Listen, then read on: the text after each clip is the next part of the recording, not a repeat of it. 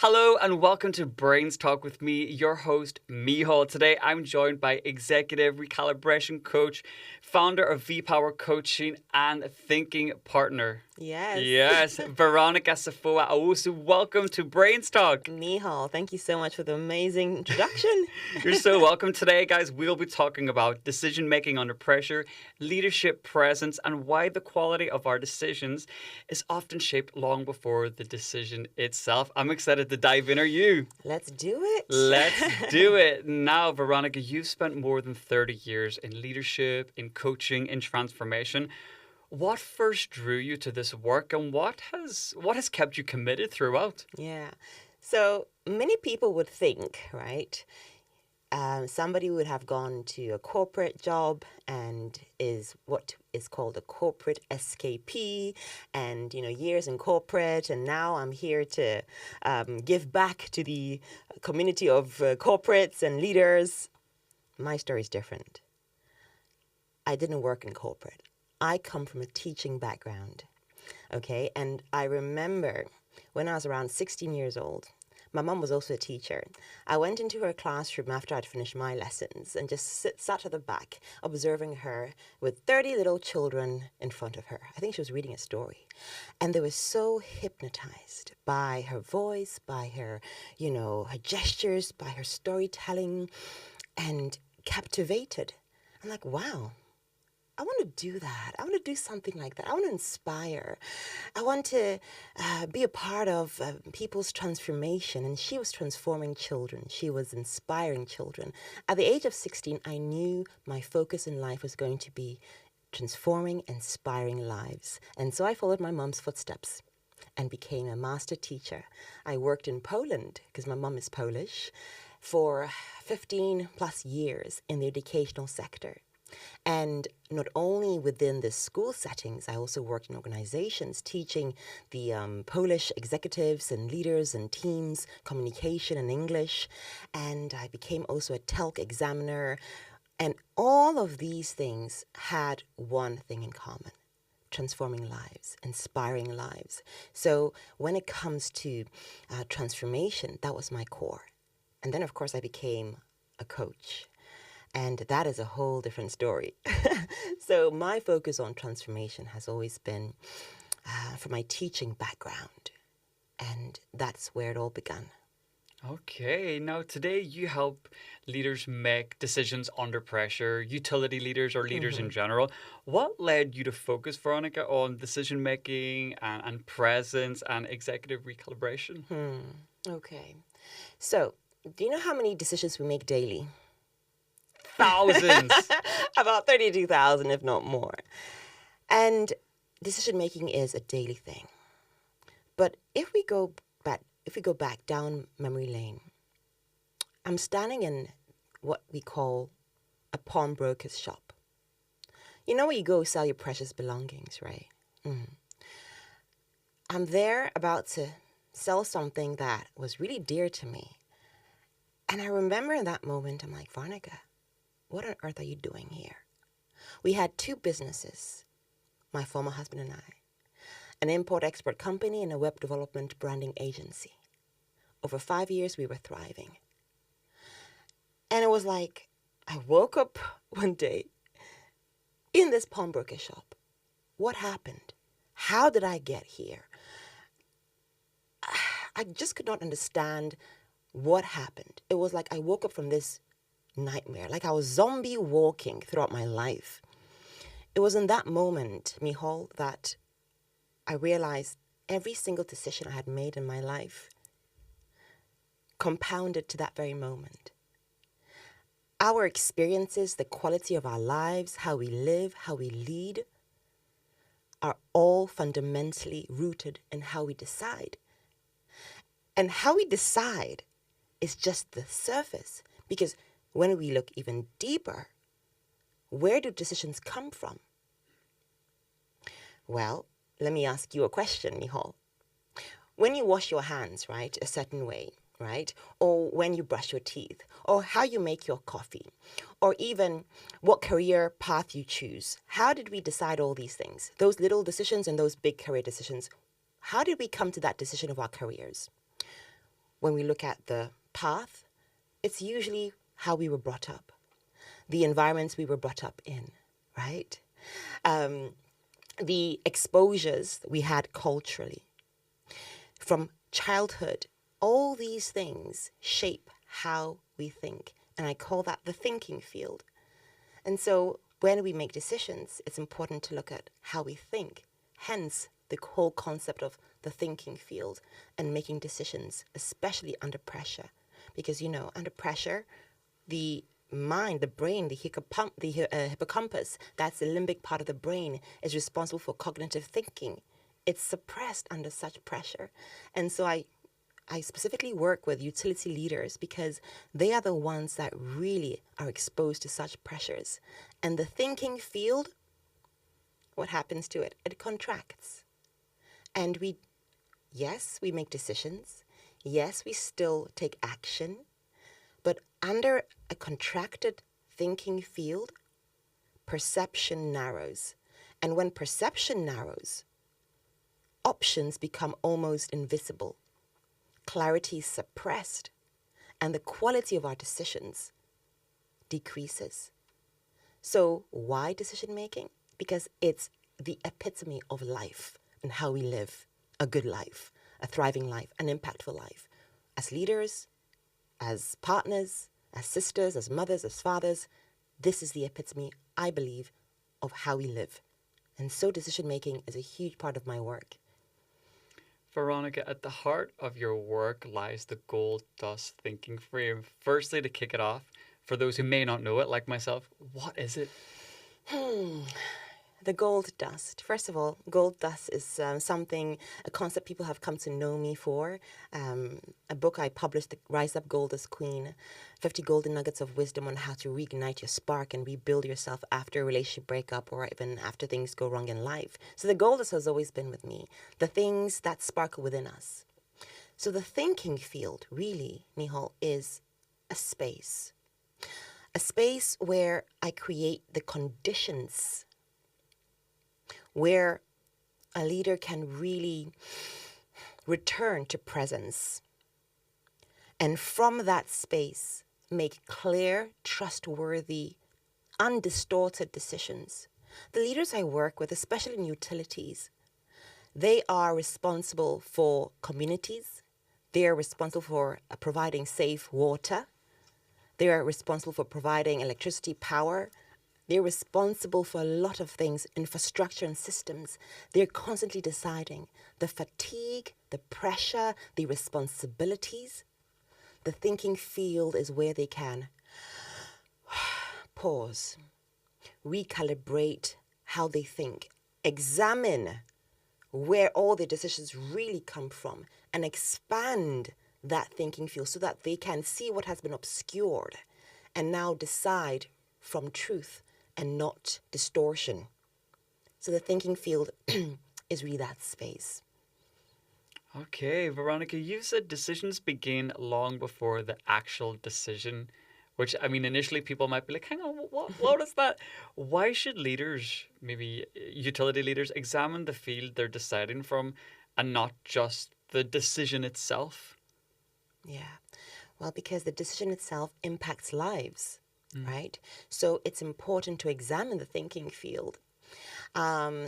Take, for example, a situation where a manager is looking at a situation at work. Let's say Jen and John. Jen is the manager and she's thinking of firing John. He is very inactive. He doesn't contribute into the meetings. He seems indifferent about the projects that are happening. It's dragging and draining everyone. So she's contemplating whether to fire him or not. He's not contributing. Okay, so first and foremost, that frame is already a contracted frame, this or that. It has not been examined. So you're impacting lives. And examining the thinking field requires that we think about our own thinking.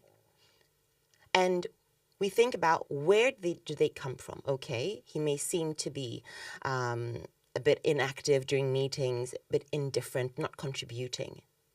But have we actually gone deep enough to examine what help has he got?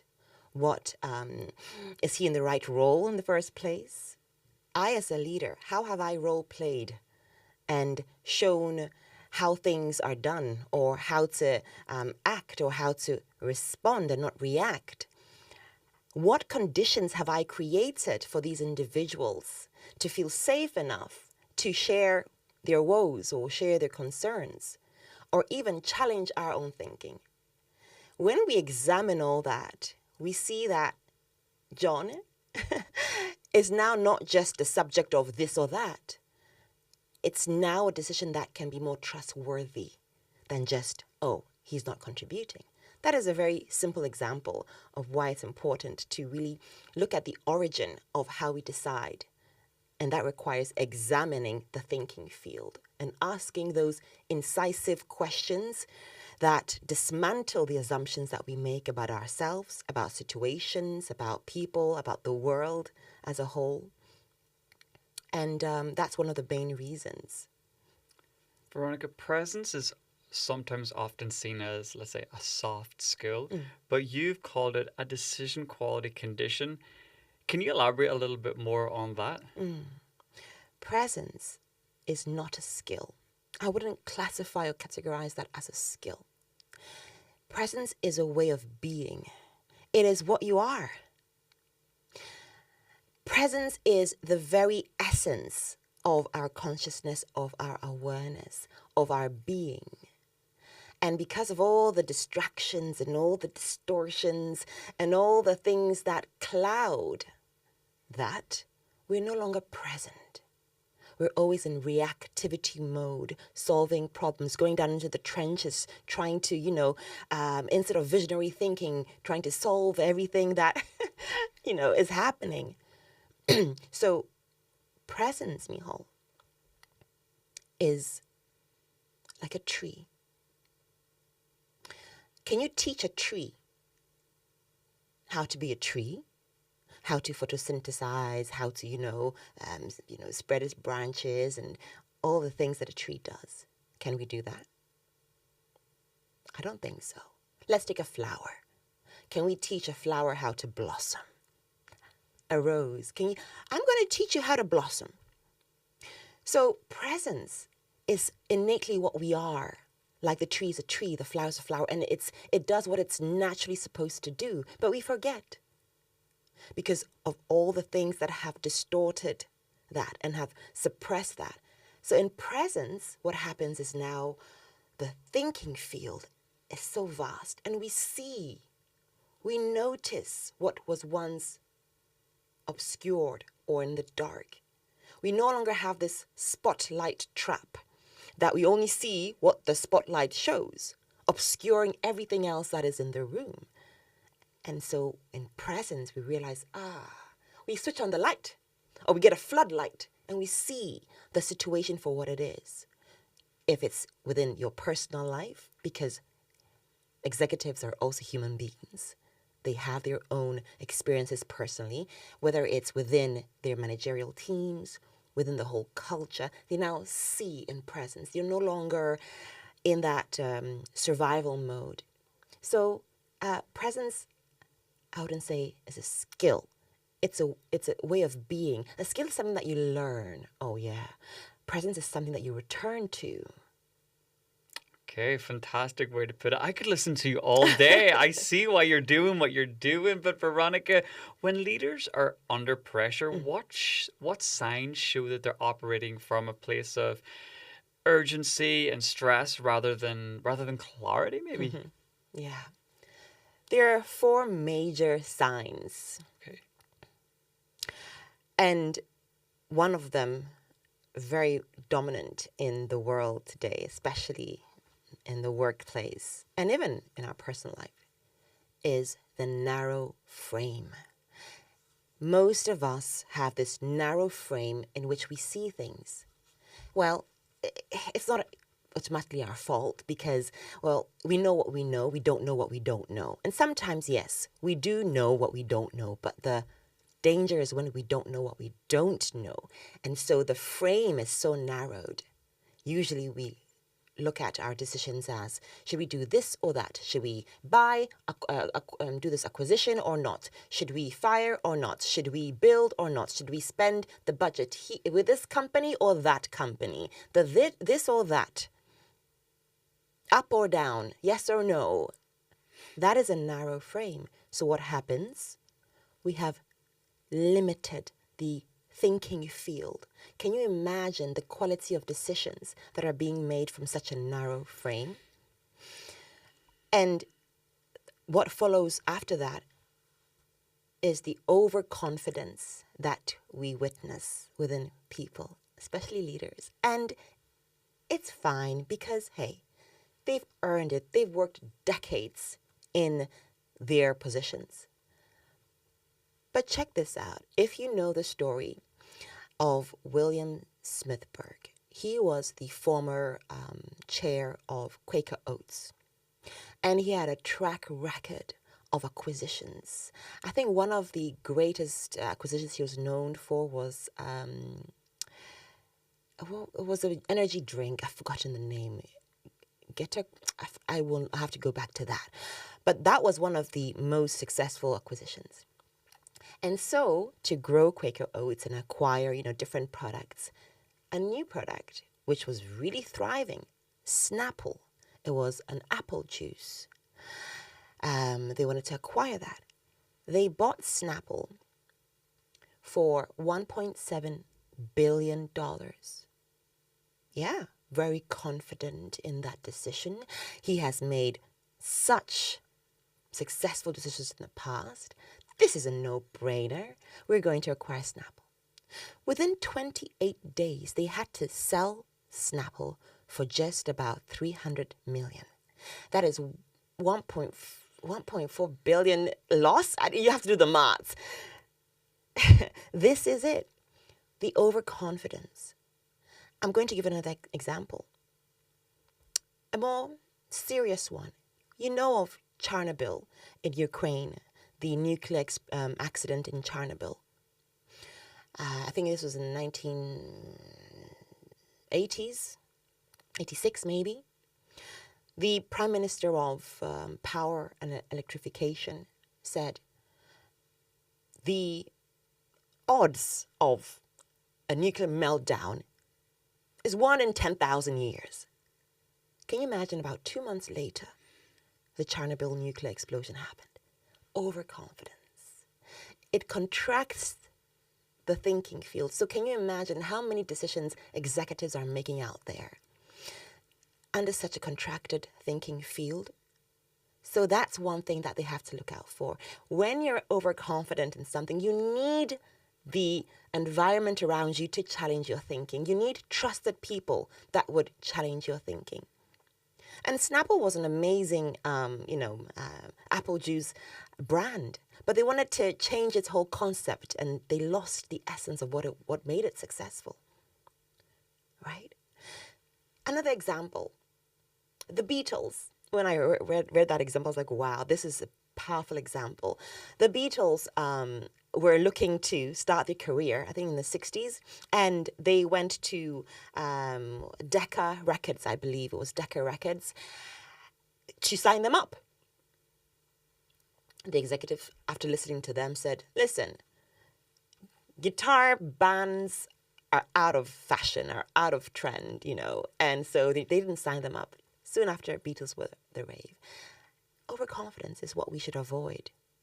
So narrow framing, overconfidence, but also what? Emotional pressure. It really suppresses your thinking, and you're making decisions, but it's still under a contracted field. You're still intelligent, you're still really smart, you're still experienced, but all that is within still a contracted thinking field. Yeah, I want to stay on this topic of poor decisions and pressure, because what happens to our thinking when pressure takes over the room and takes over our headspace?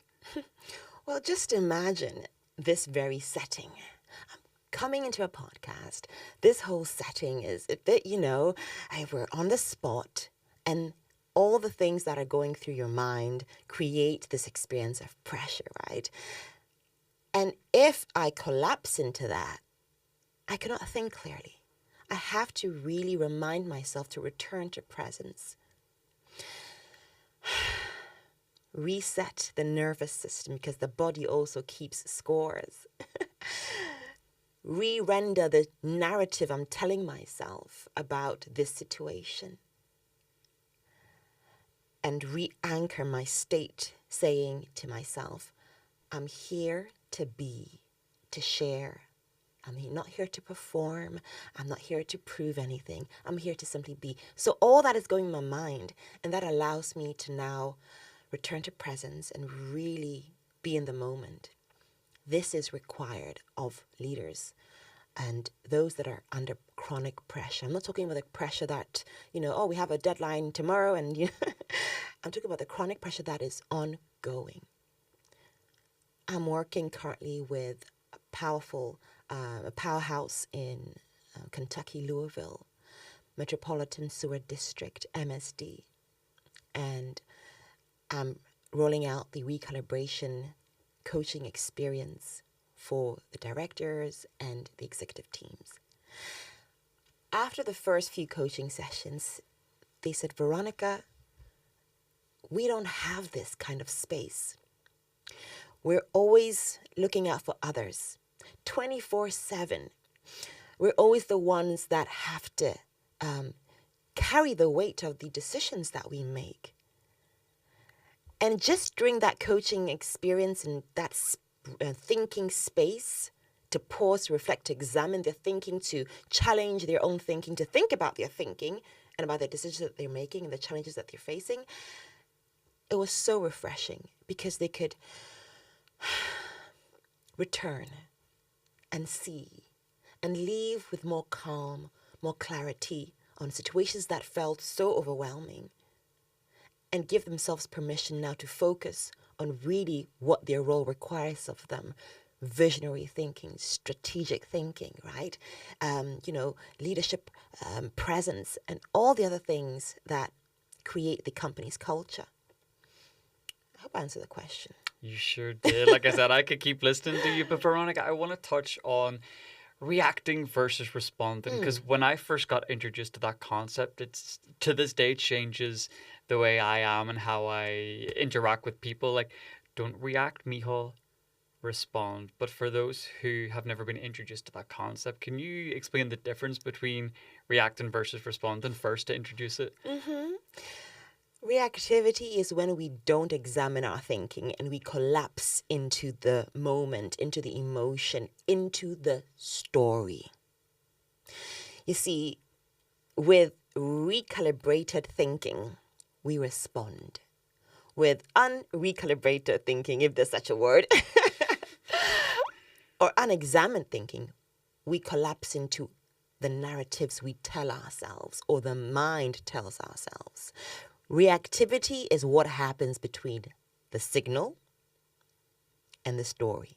The signal being what is happening, what he said, what she said, what I read, what the market is, saying, the signal, everything that we receive through our ears, our eyes, our senses. The mind creates a story about the signal. And that story originates from all the experiences we've had in the past, all the cultural beliefs we have been passed on or inherited, all the past experiences. And there is this whole perceptual grid. And the mind has to make meaning of what has just happened and creates this, what I call a mind movie or a rendered story.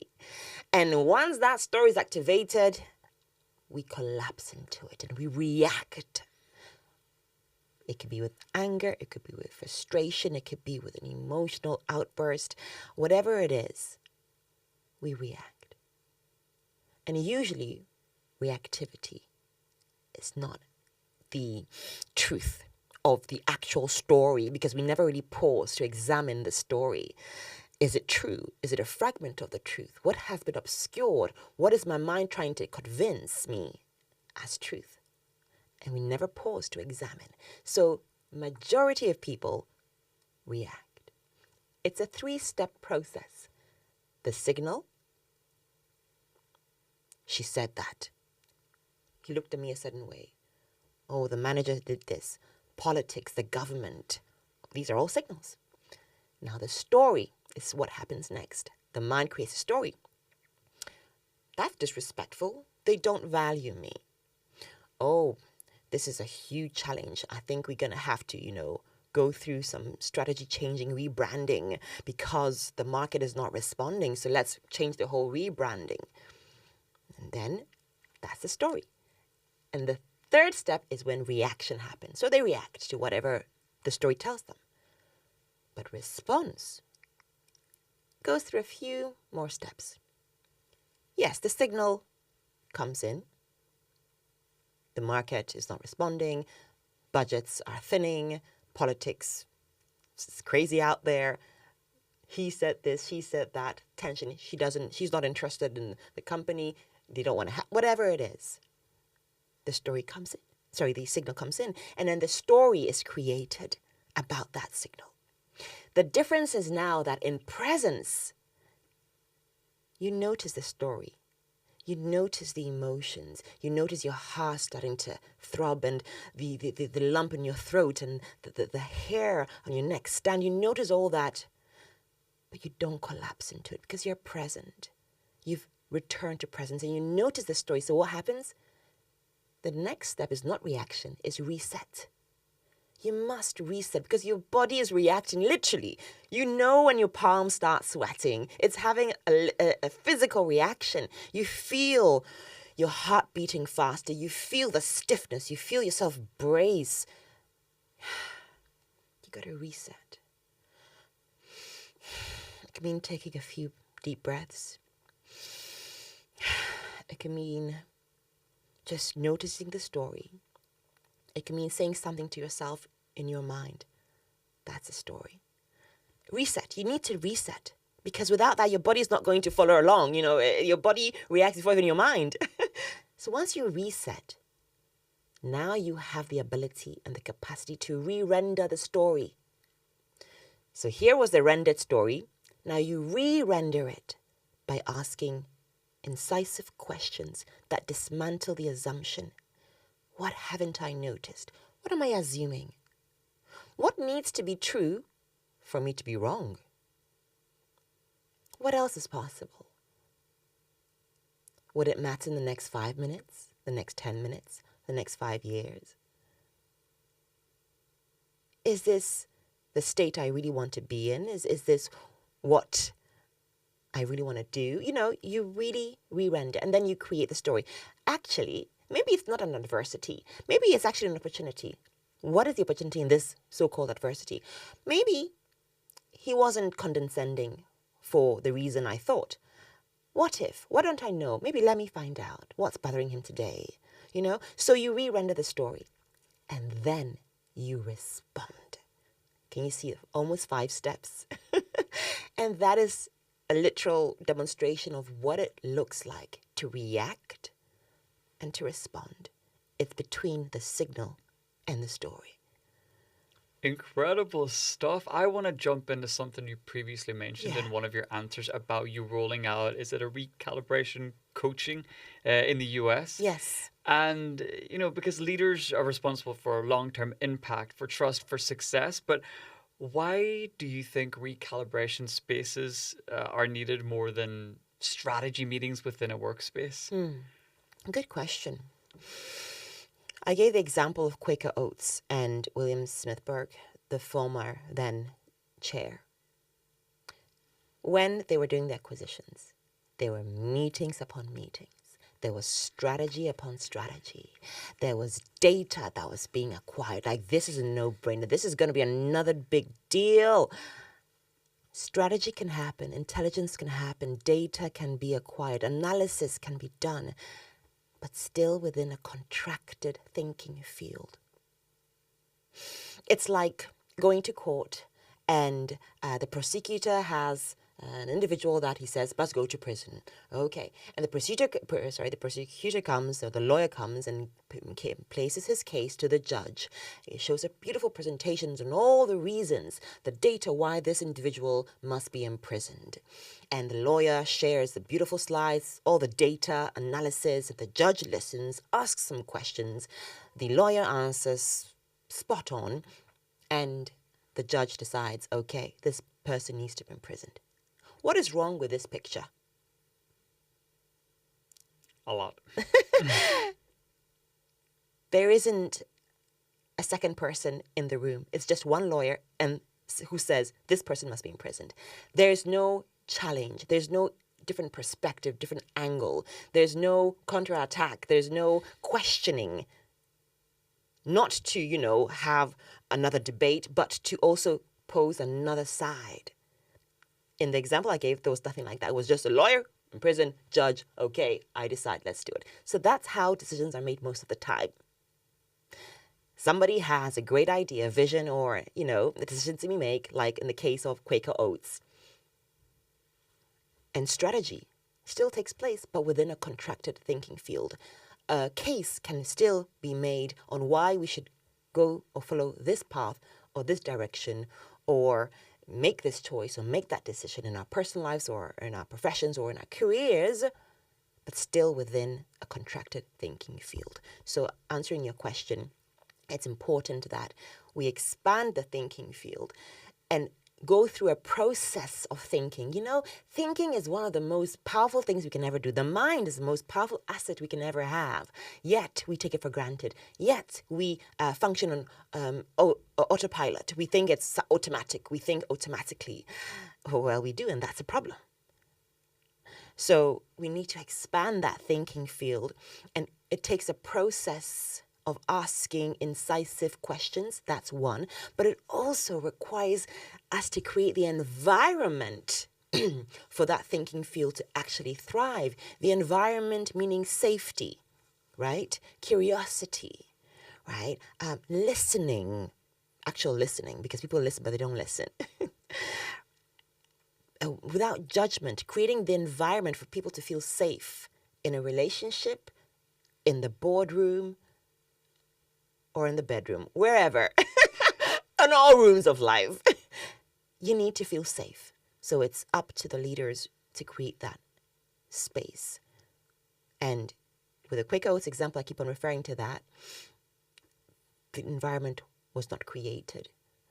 The environment was, the conditions were not ideal for an expansion of the thinking. It was so contracted. So yes, strategy took place. Yes, analysis was there. Yes, the data was very evident. Yet 28 days later, it was one of the worst decisions. And the chair had to resign after that. I encourage you all to read the story. There's so much more details that I've missed out, but read the story for yourself. It's a powerful example of what it looks like to decide under pressure and without examining the thinking field, which every single executive, I believe, making decisions, impacting lives, shaping futures, must have that space, because decisions are still being made today under a contracted field.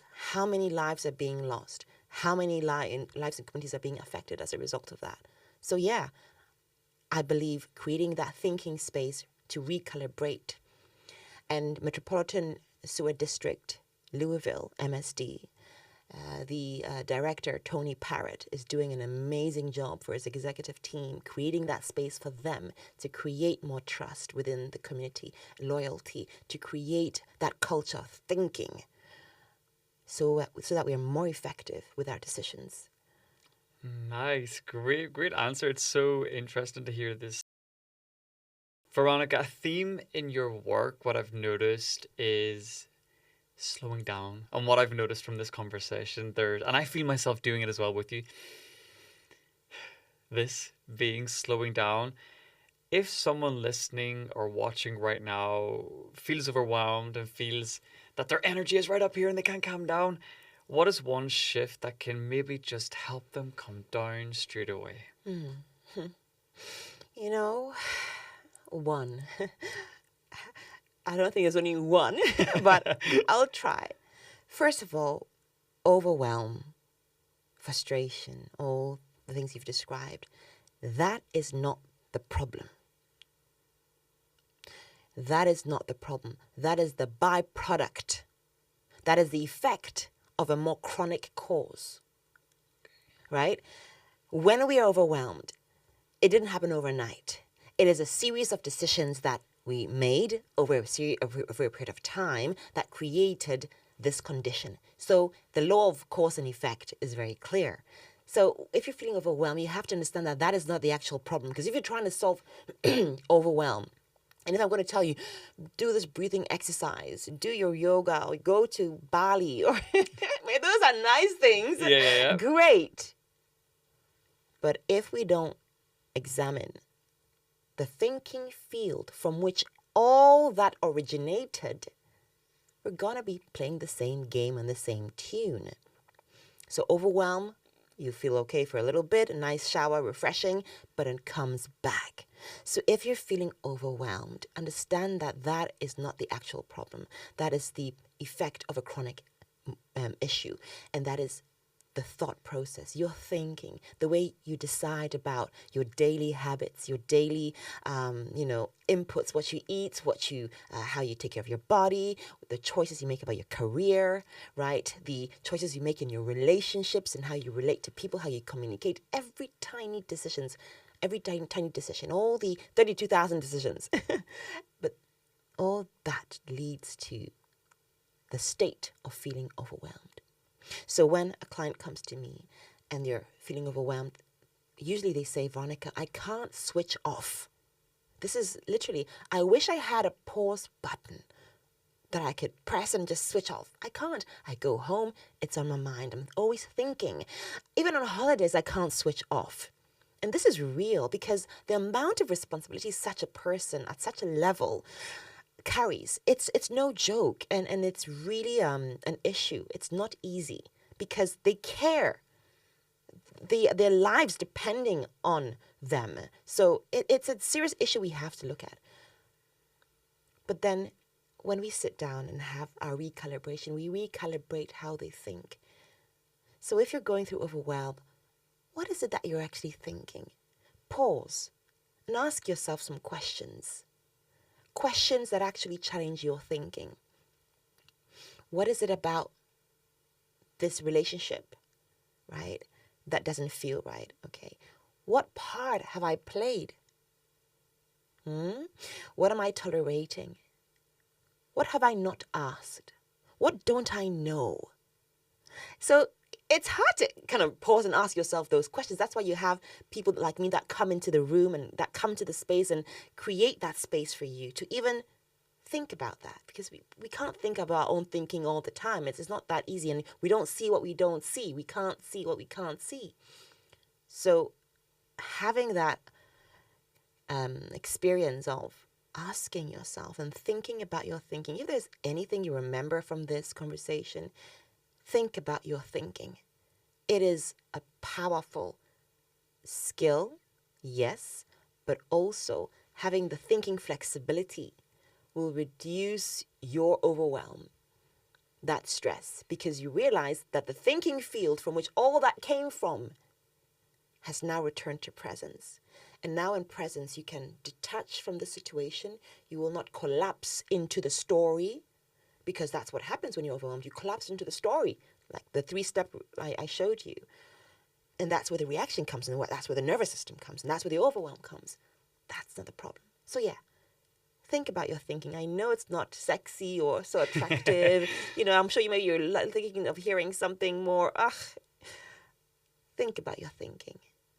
That will save you a lot of stress and return to presence. Only in presence can you really, really respond to life and not react to it. What a great way to wrap up. Think about your thinking. Fantastic. I have one final question that I'm going to squeeze in really quickly here at the end. We ask this to all of our guests.